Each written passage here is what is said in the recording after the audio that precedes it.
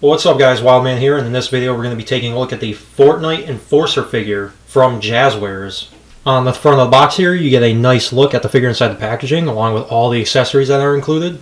Up here you can see he is part of the new Legendary series, which is a new 6-inch highly articulated figure line from Jazwares. Down here it says this figure has 38 points of articulation, which is awesome. On the sides of the box you get the name Fortnite with Enforcer right on the bottom.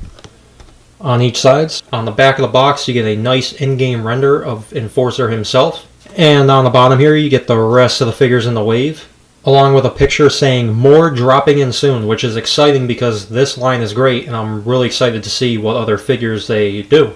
Alright, so let's take Enforcer out the box and see if he's a good figure or not. So as with all these Jazwares Fortnite figures, they are loaded with a bunch of accessories, first being the caliper harvesting tool. This is painted and sculpted very well. You got the nice green highlights on the handle at the bottom and on the top part of the blade. You got a lot of silver dry brushing, which makes it look worn and kind of like it's been used, like it's been harvesting materials. Next up, you get his subjugator back bling. Is that how you pronounce it? But yeah, this looks nice. It's pretty much a shield. Painted and sculpted very well. You get the peg hole at the back to plug it into the back of the figure. Next, you get the unsilenced sniper rifle. Lots of nice detail and sculpt on this. If you can tell on the body right here, it does have some brown dry brushing to make it look dirty and worn, which is a very cool and nice detail. This is very nice looking. Next, you do get the boogie bomb, which is painted and sculpted very well. Yes, some of the paint on the squares is misaligned, but from a distance you don't really notice it. On camera you do. That's not too big of a deal, but it is unfortunate. The ring that you pull on the top right there is painted very nice. Nice little orange highlight. This is very cool. And then second to last, you do get bandages, which are painted and sculpted very well. Again, for such a small piece. You do get the hole right there so you can plug it into his hand, so he can hold it properly and it won't fall out. You'll see that towards the end of the video. This is very cool. It's sculpted really well for a small piece. And what's really cool about these Fortnite figures is that they come with interchangeable faces. First right here you get just his normal masked head. His eyes kind of angry looking. Painted and sculpted very well. They kind of do look like they're lighting up a little bit. How the paint is painted in the eyes. Very cool. To interchange the head sculpts, you do see the seam on the side of the head right there. You just pull that piece out like that. Next, you do get this head sculpt, which is kind of cool. Looks like what? What? How'd that happen? You know what? Whatever. You get the expression. But very cool. Again, painted and sculpted really well. Really nice to get these separate faceplates, especially when they're sculpted to convey quite different expressions. And last, we do get the sculpt with the eyes kind of wider. More kind of neutral expression, I guess.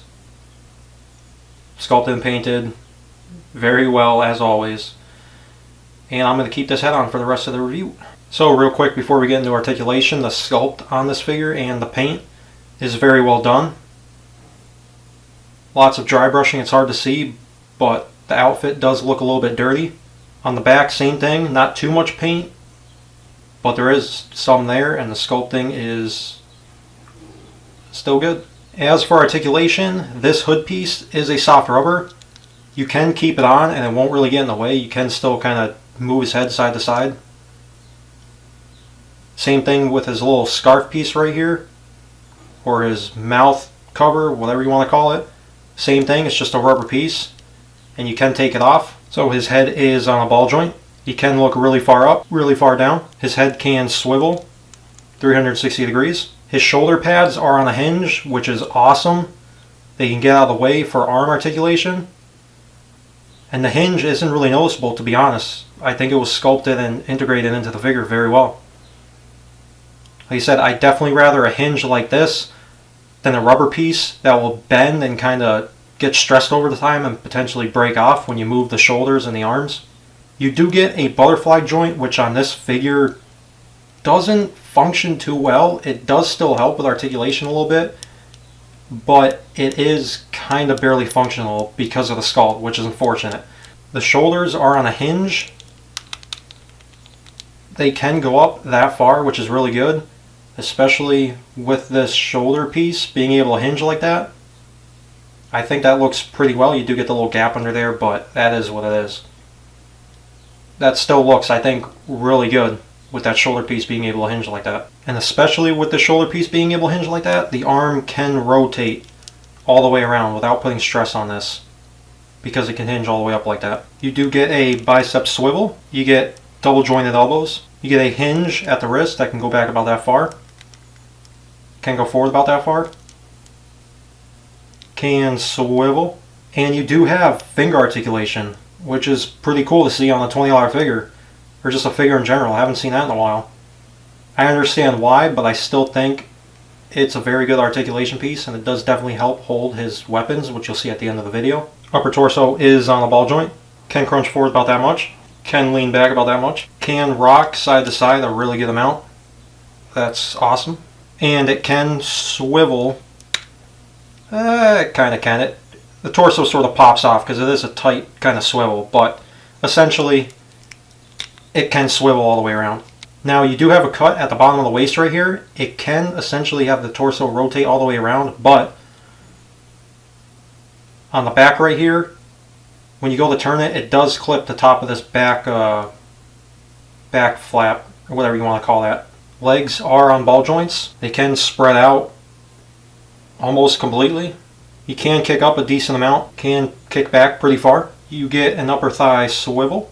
You get double jointed knees, and you get a hinge at the foot.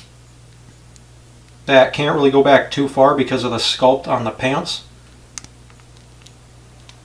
Again, can't really go too far forward because of the sculpt on the top of the shoe right here.